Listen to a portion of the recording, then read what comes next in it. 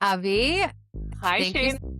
Hey, thanks for joining my video cast series. Always a pleasure to talk to you and get to learn more about what you're building. So tell us about your business, what inspired you to start it, and where you are today. Okay, so my business is Born to Lead, and it's a marketing business. So what I do is help small businesses just take over all of their marketing for them because, as you know, marketing is a full-time job. So when they are feeling like it's becoming too much, right? Because when you just start, you're like, I'll do my own social media, like I've got this, but then like your business starts picking up, you get busier, and then it becomes such a source of stress for you. So the biggest thing I hear from my clients is like, I can trust someone now, I can give it away, and now I have all this time to focus on all these big ambitions that I have. And I can see my clients like suddenly like having these huge ambitions and like going for them with me supporting them.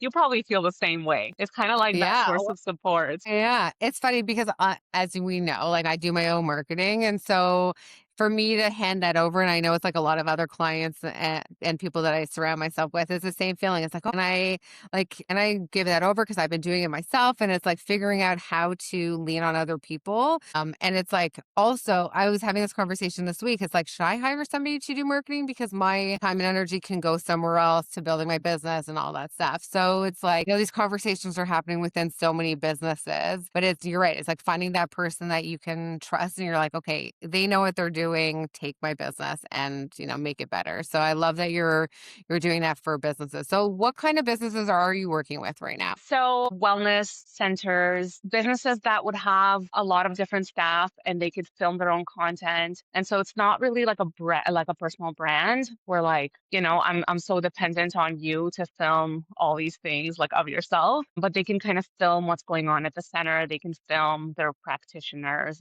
and that kind of thing. And I can use all of that footage, mix it and create some social content. But also they're big enough that, they need the newsletters, the email funnels. And as they get more ambitious, we start building all sorts of marketing funnels for them, events, online digital products. It gets pretty exciting. And also products. So products that I can film myself for social. Yeah. Yeah. I love that. I just love having full control of that. And that works really well because they can just focus on usually people, especially with products, are not feeling very personable to like be on camera and know what to do. So Yeah. I just take over that. No, and you're like killing it on the social media game. Like I know we were talking numbers, like teach me all the things that you're doing at the reach that you're hitting because it's incredible. And we all strive to hit, whether it's hundreds of thousands or millions of views on videos and like it's incredible. So obviously you're in the right profession for Thank what you're you. doing and you have a clear passion for it. And,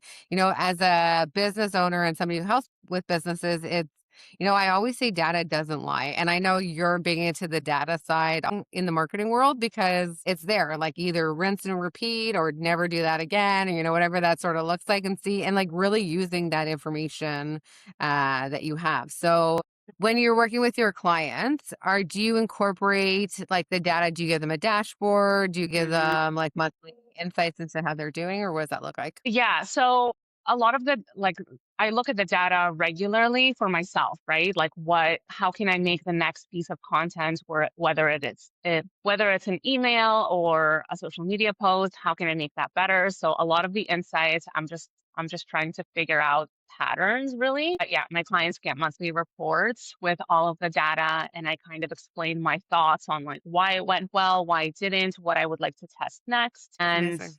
And yeah, that's been going really well so far. And honestly, with marketing, sometimes you just don't know. Like you could be following a pattern that you think is a pattern, and then all of a sudden it's not working. And then you have to pivot. It could be the time of year, like the season, or like social media is always changing. So Yeah. data, I've been finding it like helpful, but also it's a creative profession. Like you have to be creative, you have to keep on finding new ways to connect with your audience because that's what it's all Yeah. about. Yeah. No, it's great. I know you're dabbling with lots of little or different things, which is like you said, you gotta try different opportunities or different types of videos or content.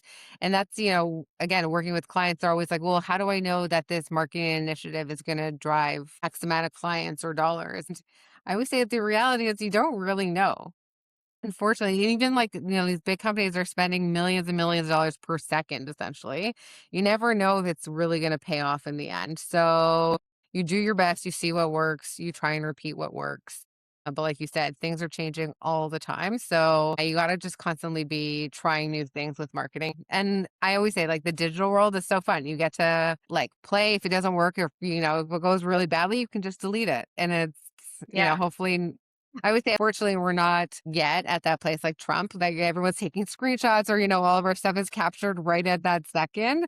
So if you like want to remove it, you can delete these things. So there's lots of opportunities if needed. I do have to say, like you can definitely see, like even though one video might not perform well or a newsletter might not perform well, when you're consistent and you're trying new things, you can see how it affects the bottom line, especially when something does really well. Like if you're posting on social and you get 50, that will affect your business and you can see a direct correlation to that. Even though like Yeah, you can't quite track it, you see the numbers in your business go up. Like all of a sudden you're getting all these orders, all these inquiries. So definitely amazing. social media is not something you can skip.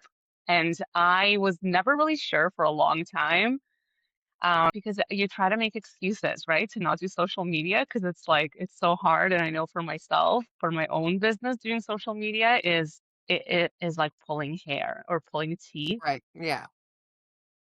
You like because you get self-conscious and you overthink, but once you get going and when you figure out what it is that works with your audience, it's huge what it can do for your business. Yeah, no, it's incredible. There's so much power in social media. In terms of running a business, going to more of the entrepreneurial side for you, what did you think running a business would be like? And what is the reality? Yeah, running a business. Honestly, I don't know what I thought it would be like. I really don't. When you start, you're kind of like freedom with my time. I can, dictate what I do and how I do it. And if I don't want to work today, I won't work today, right? Throughout my journey, it's been 2 years, almost 2 years since I started the business. And throughout the journey, the amount of times that I thought I should get a job in corporate, I can't count how many times because it's so much easier to just do whatever they tell you, not really care, right? Like, you know, you care, but it's not your business and you Yeah, don't overthink it, right? Like you have to do this task and you do this task and it's like, it's whatever. And honestly, if you spend 3 days on this one task, like whatever, you're getting paid the same amount. Whereas like yeah, with entrepreneurship, like you gotta go fast. Like every single minute of your time is money that you could be making or not making. yeah. And You're so right. the organization piece of your time, tracking your time, was huge. I struggle with that so much. I'll spend way too much time on something that won't make me money. Yes, that is definitely a part of it. And like also just like creating structure in your day. As an entrepreneur, because when you're in a 9 to 5, you're like, yeah, I'm here 9 to 5. But when you're an entrepreneur, it's like, well, do I have hours? Because it's all day, every day. And if you're not working on it, you're thinking about it. So it's an ongoing loop in your head, right? But yes, I can't tell you the amount of people that I've done these interviews with, and I'm like, similar question, and they're all, I always think about going back to the 9 to 5 because it could be easier. And again, like, things are handed to you, but there's so much opportunity and joy that you can have from being an entrepreneur and, making your own hours and working with people that you want to work with versus people that you don't. And that sense No. of pride that you get, like the accomplishment that like you built this. Whereas like in corporate, it feels like they're your soul is getting sucked out because like you're not invested, right? You can never Right. be invested if you're not building your own business, really. Yeah. Yeah, you could just be comfortable and floating. Absolutely, yeah. There's the yeah, it's that balance, but I think you gotta have thick skin, I think, to be an entrepreneur and like ride the wave. A lot of things that I read and listen to, it's all about, there's like this really good analogy. Somebody's like digging for gold and then they stop like, an inch before they hit the jackpot. And I think a lot of entrepreneurs is the same thing. They're building and building and then they sort of just give up after a certain point, but they could just be like ready to just take off and they didn't give themselves a little that extra time. So reminder, it doesn't for most people, it doesn't just happen overnight. And it is it takes a while to build up your name and your brand and your reputation and all of that. So it's great that you're still working on it and pushing through it and um, getting new clients. It's great to see.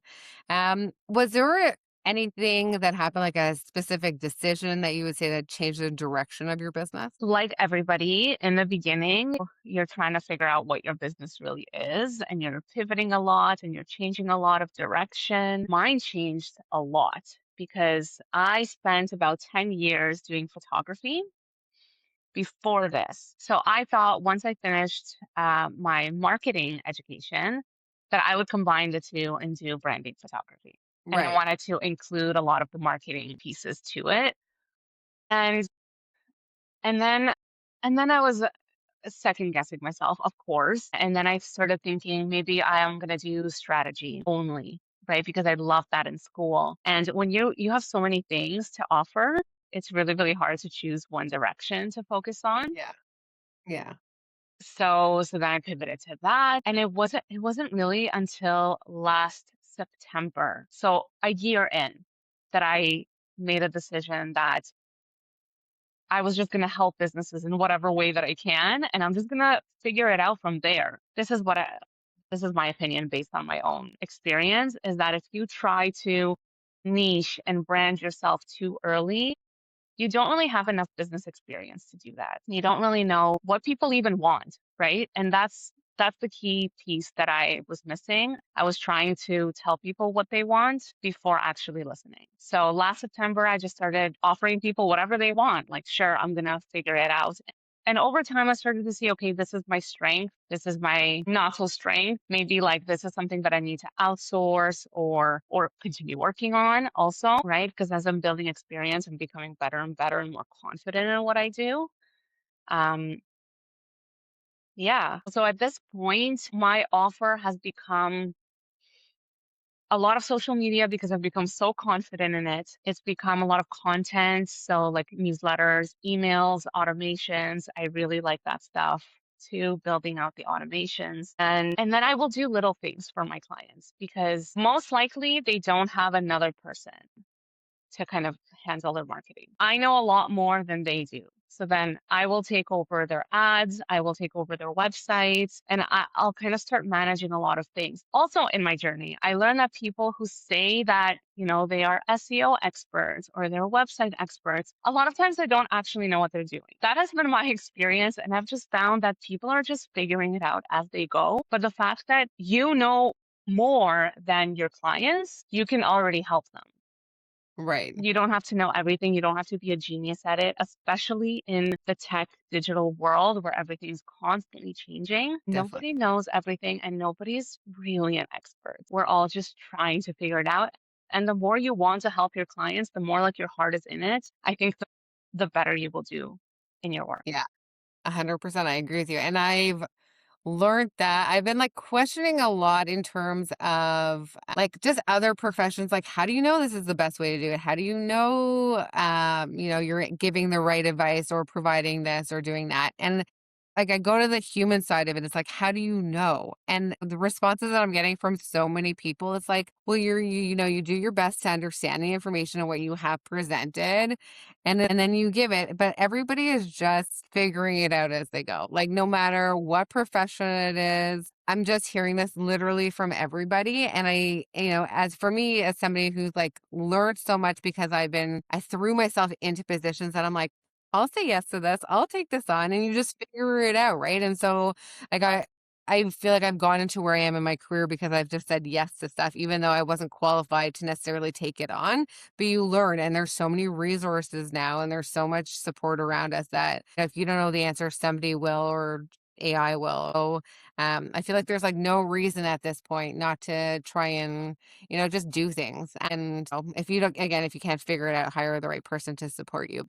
Yeah, I agree with you. Just say Exactly. yes and learn. And if you can't do it and you can't figure it out, just be honest. Also, don't don't provide poor work, of course. But you know what Yeah. else? I even see this with my doctor. Like I'll come in and I'll tell him stuff and then he'll go into Google to kind of explain something to me or to search something up. And so even doctors, right, who've had like 10 years of education, they don't know everything. they can't possibly know everything. And we all rely on Google and AI to help us along. Percent. Yeah. No, you're right. And my honestly, just on the doctor front, because I've had conversations with friends that are doctors. I'm like, how do they, how does this person not know this? And they're like, it's a practice. They're always learning. And I think if we remind ourselves in any practice that we're in, we're all just learning as we go. We're all improving our skills as we go. And I think for you and like the marketing world and the social media world, it's probably like one of the hardest jobs to be in because it's like you knew what the algorithm wanted last week and boom, things change this week. And like that's constantly changing. And so that's like something that you need to constantly be involved learning and surrounding yourself with information. So as a business owner or somebody who's doing marketing on their own, they're not spending that time learning the trends, what's happening. So hiring somebody like you, is really helpful because you're in it on a day to day. You're seeing what's happening with clients, and so you can, help other clients with that. So it's that's why hiring somebody to help you with that makes a lot of sense. Not to mention not to mention how much to save on that. Because like the amount of hours that I put in every single week for my clients, Yeah. I don't know how they would run their business if they weren't handing it off. Well, and what, just to, on that piece, like I used to oversee a marketing department, and like people don't realize you have your graphics person, you have like content person, you have someone doing special like certain ads. Like there is usually a team around the marketing, right? And so with someone like you, you're probably doing the graphics, you're doing the copy, you're doing, all of it. But so many organizations either have like 5 people just to do their social media, like the engagement, like I don't need to tell you, but there's just so many pieces to it that people don't realize when they're like, oh, I'm just going to do marketing. It's like, oh, now I have to figure out how to do graphics. I have to figure out how to do video editing and what's happening, algorithms, and, it's all these pieces. Yeah, it is really helpful to have that kind of support to be like, you do it, figure out how to build my business up and get my brand out there. So it's great, like I said, to have organizations like yours and people that are passionate about what they do. Because every time I talk to you, I'm always learning something new on the marketing side and trying to change or implement something. So it really comes through in the work that you do, and again, how you talk about it. So but Yay. yeah, question for you. I don't want to say we make mistakes, but sometimes we have some harder lessons that we learn through business. Mhm. Is there something that you would say that has taught you, a big lesson so far? I really struggle with the confidence piece and the imposter syndrome. And I feel like some decisions that I make come from that place of fear, like saying Yeah. yes when I should have been saying no. And and so like that has been a huge struggle. And I think also part of that has been I've noticed very recently, this is a very new thing for me. I've noticed that I've been unconsciously talking really poorly about my business to myself. Kind of like when you're in a bad place and you're mean to yourself. Yeah, And I've learned over the course of my life to stop, to quiet down that voice because I don't deserve mean words. that's right. But then why am I saying that towards my business? And I think that it comes from a place of I started it, I built it, which means it has zero value. So that has been something that I've noticed. Like that was first just Yeah. seeing it, and someone pointed it out to me, and I was like, "My God, it should be my baby, and I should be treating it like my baby, like with so much love, the way that we should be treating ourselves too." And so that has been really eye-opening for me. And I think since then I've been really trying to kind of change that. I feel myself um I I feel myself getting more ambitious and starting to feel better about myself and like, yeah, but look at all my achievements and maybe even having like a list of achievements, like the list of evidence, Yes. right? Like up on your wall to just remind yourself that like just because you started it doesn't mean that it's like not valuable. Yeah. Well, like I said, like you're killing it. Like you're doing really well for your clients. So even again, like look at the data. The data doesn't lie. So pat yourself on the back because you are doing an amazing job. And I see this in every person that I meet along the way. The confidence piece. Like we all have a need to improve that. And, there is always that doubt that's in the back of our heads. But it's pushing through that really helps grow your business. And I really appreciate what you said just in terms of like the energy that you put towards or what the how you're talking about your business. Cause you're right. Like, I've said this so many times, like if you're going to talk negatively about yourself or whatever it is, like why would somebody want to entertain or engage with that? And so it's like once you start being positive and you start talking positively to yourself and even in your head, like that, like the psychology of positivity and thinking in a certain way, I find drives, and like whether it's energy or the karma or manifestation or whatever you want to call it, it's like I find that if you once you switch that into more of a positivity or thinking, good things are going to come, things start happening. And it is wild. And so not to go into like that whole world, but it is really like where you put your energy into is like what you put out there in the universe. So if you are talking negatively, you might not get the kind of business or as much as you want, but once you change that shift, like, yeah, obviously someone should hire me. Yeah, I'm great at what I do. Like it also comes out with your confidence and like what you're projecting to the world. So really kudos to you for working on that because that's also a skill. Like that is a whole other piece that Yes. people forget about, right? The mindset piece. And we're just like heads down, just go, go, go. But you really still have to work on, what's going on in your brain and making sure that you're healthy, like your mindset is healthy at the same time, right? Yeah, healthy Yeah. mindset, healthy business, and Yeah. also surrounding yourself with the right people, right? People who are Yeah. positive, who are going to lift you up, who are also ambitious. That has been game changing. Yes. Agreed. Okay, few more things. Can you share a moment that you saw a real impact on your work, a real impact from your work for some of your clients? Yeah. So just recently, so one of my clients is the digital product business. So they do 3D printing and and then they sell the digital 3D printing files online. And their business plateaued for probably like 4 months. Nothing was really happening. And they require basically people to sign up for subscriptions like every single month they're paying. And they plateaued at about 50 subscribers for months. And they tried all sorts of different things, releasing new things, creating new products, releasing free things to attract attention. Nothing was working. And then I started doing their social media, and very quickly, posts went viral. And like, it's kind of like micro viral because we always think viral is like millions, but one of their most viral videos was like 240,000, just huge. But a lot of them were like 50,000, 70, 80,000 views. And a lot of them on Facebook, actually, interestingly enough, because we're cross posting and you just never know, right? Until you test it and you realize your audience is mostly on Facebook. And so once we did that, literally in about 2 weeks, they went from 50 members to 70 members, Incredible. along with like 150, 200 free members who now are just like they're getting the emails, just waiting for the right time to convert. And it's just opening up so much opportunity. So I social love media is that. crazy. Yeah. Yeah, the power of social media and organic. Like these are organic posts, right? Yeah. 100% Yeah. organic. Yeah, incredible. Well, keep doing whatever you're doing, and then when you figure out the secret sauce, let me know or take over my marketing because I need those views. I have been thinking about that. I can share kind of my thoughts on what works. Yeah.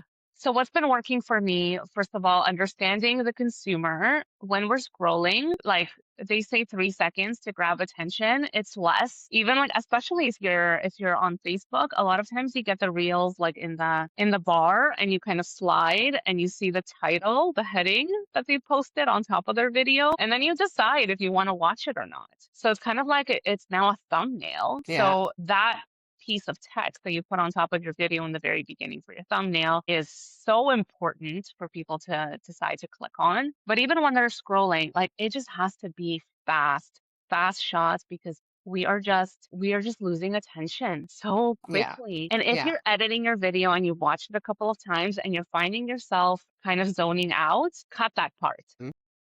Because if you're already not interested and you're not getting to the point quickly enough, people are going to stop watching and they're just going to scroll Yeah. away. Yeah. So that has been huge. And definitely if you're editing, I really, really like editing on my desktop because it's faster and you could do more cuts. Because if you're doing it on your phone, trying to like slide that bar to the right spot is just a nightmare. Yeah. So you can literally edit a video in 5 minutes once you get really good in like CapCut on your desktop and just make it better because you have like a Yeah. lot more cuts. You get to the point, and you can even see on your desktop, you can see the volume piece of your video. So you can see when it spikes. And when there's literally like a stop and spike, I will cut that piece out, even though it's like half a second of just like breath, Yeah. because that's half a second could make a huge difference. Well, yeah, we all just want to get content in fast. And like you said, it's like you have probably half of a second at this point to capture somebody's attention. And there's so much that's out there. So making it short enough that you'll keep their attention, but also interesting and then capturing their attention. I feel like there's probably some psychology that we should be like researching or like digging into because I mean all of these platforms they also use a lot of psychology to like make us addicted to the platforms. So it's like let's as we're engineering our videos, it's like well now let's like incorporate that. Let's look Exactly. into if you're not looking into it, I wanna start looking into this because I feel like I mean, I don't want people to be, more addicted to their phones than they need to be, but there's so much out there, so much information that we could be learning from, so I mean, because you have valuable information, you want to deliver it to your audience because it could be so helpful and life changing for them. But it's yeah, just figuring out exactly how they would respond to it, how you can grab their attention, and what title and what you can say in the very beginning. It's really an art. Like you have to really think what your message is, and instead of just blabbing, you're thinking, you're engineering what your message yeah, is and how you can say it, especially in the very beginning, in the most concise and direct way so that people are hooked. yes, you're so right. But So much also, work to do. Yeah, yeah, yeah, but also there's yapping videos now that have, that have gained a lot of popularity and attention, which is just you walking or and it works. It works for some people, but they say that that also is engineered. So you have to know how to yap in a way that keeps people wanting more, to like want to hear what else you're going to say. Yeah, so there's a whole world and you got to test it and you got to see what works with you, like with your voice and your brand, and what works with your audience. yeah. I mean, by the time we get this out into the world, this video, it might change. Exactly.